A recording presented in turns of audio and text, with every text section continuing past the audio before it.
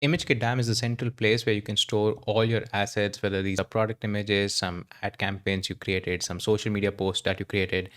And let's say if you're collaborating with your team on Notion, we have made it really simple for you to use all of these assets natively with Notion without having to download them every time or without having to switch between applications to use these assets inside Notion.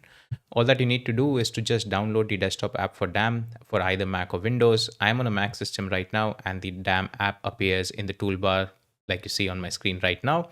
And I can access all the content that's there inside my DAM directly in this native app. Now, let's say I'm creating a new Notion document and I want to use some of the assets from my ImageKit DAM inside my Notion document. I can just simply head to the folder where they're stored.